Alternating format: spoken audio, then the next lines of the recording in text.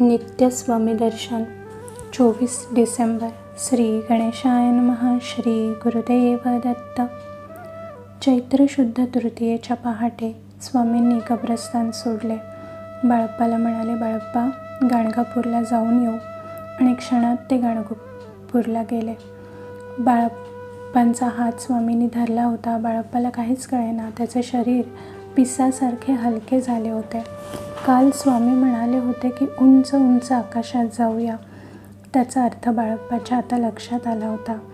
सर्वत्र प्रकाशाचे दूत स्वामींना पाहण्यासाठी पसरलेले होते. स्वामींनी बाळप्पाला अंतींद्रिय अनुभव दिला होता. स्वामींच्या अवतारी सामर्थ्याची त्याला आता कल्पना आली होती. बाळप्पा स्वामींना म्हणू लागला, स्वामी महाराज, तुम्ही मला जिथे न्याल तिथे मी आता यायला तयार आहे. तुमची चरणसेवा हेच आता माझ्या आयुष्याचे निधान आहे. गाणगापूरहून स्वामी सूर्योदयापूर्वी अक्कलकोटला आले आणि एकदम संतांच्या मठात गेले. तिथे एका लिंगायत साधूची समाधी होती. त्या समाधीसमोर एक बाज होती. त्यावर स्वामींची स्वारी पहुडली. स्वामी अक्कलकोटी परत आले हे गावाला कळले आणि सारा गाव स्वामींच्या दर्शनाला आला. स्वामींचे सर्वच भक्त त्यांच्या भोवती जमा झाले होते. स्वामी मौनात गेले आहेत याची तीव्र जाणीव सर्वांना होत होती. ते फार क्वचित बोलू लागले. ते बोलणे ऐकले की लोकांचा जीव कासावीस व्हायचा. सायंकाळची वेळ होती. स्वामींची निकटवर्ती मंडळी बाजेभोवती उभी होती. त्यात पुराणिक बुवासुद्धा होते. स्वामींनी अचानकपणे त्यांना हाक मारली आणि म्हणाले, पुराणिक बुवा, 10-5 टोपल्या गोवऱ्या घेऊन या. स्वामींची ती आज्ञा ऐकून पुराणिक बुवा चपापले. त्यांच्या लक्षात आले की स्वामी आता काही आपल्याला राहत नाहीत. त्यांच्या देहविसर्जनाची वेळ जवळ आली.